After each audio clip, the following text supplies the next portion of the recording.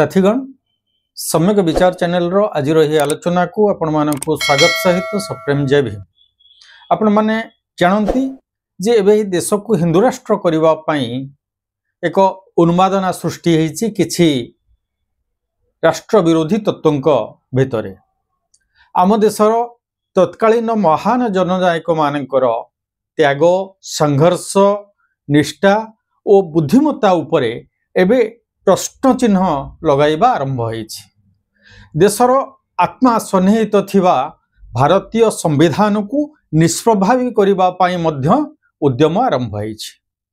एई उद्यम केवल जे social media रे किछि अनपढ़ कुपढ़ अज्ञानी अर्धज्ञानी बा पाउना प्राप्त गोबर मुंडिया मानक द्वारा हेउछि से कथा नुहे। वर्तमान सरकार मध्य एथिरे प्रच्छन्न समर्थन बा नीरव समर्थन रही। नतुवा जो माने संविधान विरोधाचरण करुछंती, जो माने संविधान नीति नियम को अनुपालन न करी निजस्व पथरे पथिक हेउछंती एवं देश को निज ढंगरे नबा पाई प्रयास करुछंती, सेमाने काश्मीर विच्छिन्नतावादी हुंतु बा खलिस्तानी हुंतु। देश पई जो माने अराजकता सृष्टि करने को चाहूचंती, देश रे विच्छिन्नतावाद सृष्टि करने को चाहूचंती, सरकार सेमानकु दंडित करबा कथा। सरकार मध्य निजर भूमिका को निर्वाह करुचंती एवं सेही मानकु दमन करिबार बा दंडित करिबार सरकार निजर भूमिका मध्य निर्वाह करुचंती। मात्र संविधान विरोध रे जाई देश रे उग्रता सृष्टि करिबा, देश को संपूर्ण रूपे एक अराजकता स्थिति को टाणी नेबा एवं देशर धर्मनिरपेक्ष चरित्र को विरोध करी निर्दिष्ट भाव में हिंदू राष्ट्र स्थापन करने को उद्यम करवा, ताहा कोन देशद्रोह नुहे, ताहा कोन संविधान विरोधी कार्य नुहे। एवं यार जो माने उद्योक्ता एवं जो माने यार नेतृत्व नौचंती से माने कोन देश विरोधी बा राष्ट्र विरोधी नुहंती। जदि हाँ तेबे से मानक ऊपरे सरकार कार्यानुष्ठान ग्रहण करुनाहंती काहेकि? ता अर्थ एई विच्छिन्नतावादी सांप्रदायिकतावादी को पछरे सरकारंकर प्रच्छन्न समर्थन रहिछि बा सरकारंकर हाथ रहिछि। ये देशर महानता को, ये देशर आत्मा थिबा धर्मनिरपेक्षता को, धर्मनिरपेक्ष चरित्र को संपूर्ण रूपे भुलुंठित करी जो माने आज धार्मिक उन्मादना सृष्टि करुचंती सेमानंको संपर्क रे आलोचना पूर्वरु एमानकर षडयंत्र संपर्क रे जानिबा पूर्वरु मु आपण मानकु संविधान सभार आलोचना संपर्क रे सम्यक भाव रे जणाइबा पई चाहूची। संविधान 1950 मसीहा जनवरी 26 तारिख रे कार्यकारी होला एवं ए देश साधारणतंत्र रे परिणत होला। 2 दिन पूर्व अर्थात 24 जनवरी रे समस्त सदस्य दस्तखत कले एवं एहार किछि दिन पूर्व 17 सेप्टेम्बर 1949 मसीहा रे भारतवर्षर ना कौन हम, ए देशर ना कौन हम से संपर्क रे संविधान सभा रे आलोचना होइथला एवं बाबा साहेब आंबेडकर 17 सेप्टेम्बर 1949 रे एक संशोधन प्रस्ताव आगत करथिले संविधान सभा रे। आर्टिकल 1 सबक्लॉज 1 माध्यम रे सी प्रस्ताव रखिथिले जे India that is Bharat shall be a union of states. एहाकू समर्थन और विरोध रे अनेक मत आसिला। एपरिकी ए आलोचना गोटे दिन बढ़ी 18 तारिख रे मध्य अनुष्ठित है। 17-18 2 दिन धरी ए संपर्क रे आलोचना हेतिला।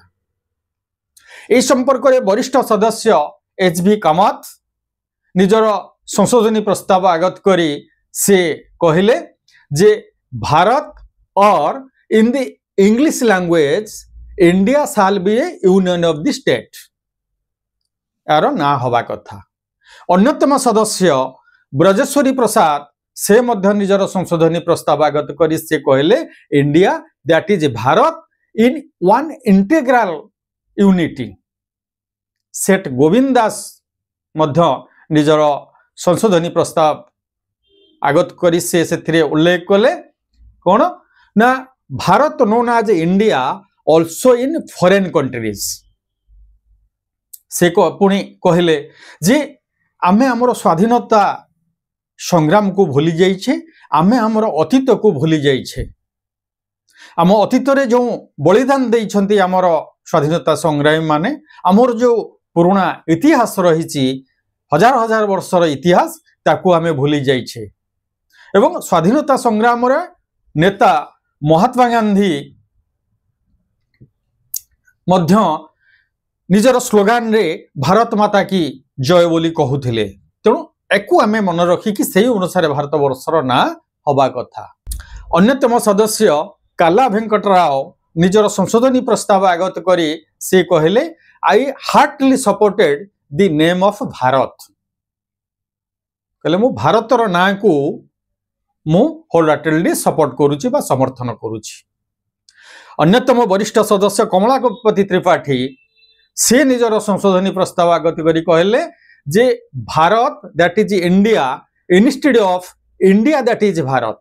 बाबा साहेब आंबेडकर प्रस्ताव आगत करथिले कोन ना India that is Bharat shall be a union of states. Kamlapati Tripathi से संशोधन प्रस्ताव आगत करी कहले कोन ना भारत दैट इज इंडिया। प्रथमे भारतर ना रहिबा कथा, परवर्ती पर्यायर इंडिया रूपे परिचित हवा कथा। गोविंद बल्लभ पंत मध्य निजर प्रस्ताव आगत करी से कहले जे आई वांटेड भारत और Bharatvarsh in place of India. India स्थान रे भारत बा भारतवर्ष रखा जाऊ बोली प्रस्ताव आगत करुछि।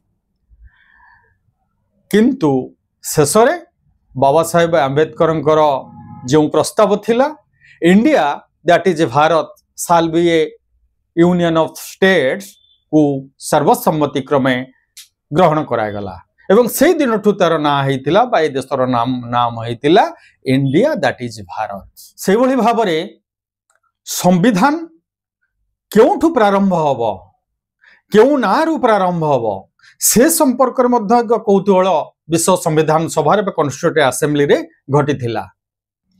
भारत वर्षर संविधान क्यों आरंभ हब ए संपर्क में संविधान सभार सदस्य एससी मुखर्जी 15 नवेम्बर 1948 रे निजर मत रखी से कहले कौन इन द नेम ऑफ गॉड रु संविधान प्रारंभ हवा कथा। पंडित लक्ष्मीकांत मैत्रा से मध्य मत देले इन the name of God the supreme ruler of the universe रु संविधान प्रारंभ हवा कथा। प्रोफेसर केटी शाह मध्य से कहले in the name of God और by the grace of God रु आरंभ हवा कथा। श्री ब्रजेश्वरी प्रधान से निजर मत रखिले कौन ना इन द नेम ऑफ गॉड रु प्रारंभ हवा कथा। श्री महावीर त्यागी से निजर मत रखी कहले द नेम ऑफ श्री भगवान रु आरंभ हवा कथा। श्री दामोदर स्वरूप सेठ से निजर मत मध्य रखिले एवं समर्थन कले in the name of God रु प्रारंभ हवा कथा। श्रीमती निवेदिता देवी से कहले in the name of Lord Shiva रु संविधान प्रारंभ हवा कथा बा संविधान पढ़ा हवा कथा। श्री हीरालाल शास्त्री अन्यतम सदस्य से कहले कौन ना इन द नेम ऑफ भगवान राम रु संविधान आरंभ हवा कथा। एई भली भाव में वाद विवाद चलिला एवं सेथिपई अध्यक्ष को एथिरे मत विभाजन पाई प्रयास करबा को हैला, अर्थात भोट रो व्यवस्था हैला। एई भोट रे in the name of God सपक्ष रे 41 सदस्य मत देले बा निजर समर्थन देले एवं यह विरुद्ध रे 68 जन सदस्य मत देले।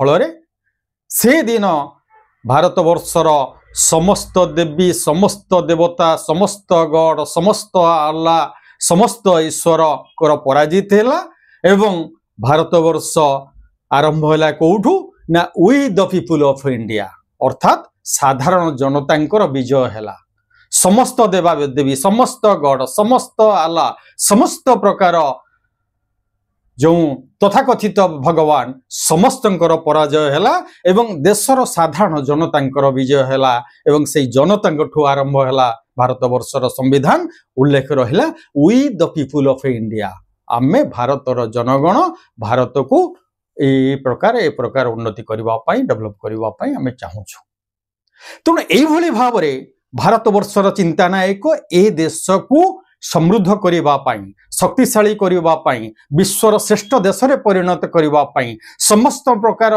विभेद समस्त प्रकार विच्छिन्नता समस्त प्रकार पृथ्वीकरण को दूर करी एक श्रेष्ठ भारत गठन करने समस्त वर्ण जाति लिंग धर्म भाषा समस्त को पछरे पकई ए देश को प्रायोरिटी दवापाई बा प्राधान्य दवापाई से ये देशर ना भारत रखिले एवं ये देश धर्मनिरपेक्ष देश ही रहिला ताकू ध्वंस करने आज जो मैंने षड्यंत्र करुँच ये षड्यंत्र संपर्क में आमको बुझाकू अच्छी आमको जानवाक अच्छी सब सत्वे आज दिन में जो तथाकथित धार्मिक उग्रवादी माने संविधान विरोधी कार्य करुँच से माने ना संविधान को बुझी ना धर्म को बुझी ना व्यवस्था को बुझी ना ए देशर मौलिक चरित्र को बुझी से माने केवल जातिगत हिंसा धार्मिक उन्मोदना वर्णगत विभेद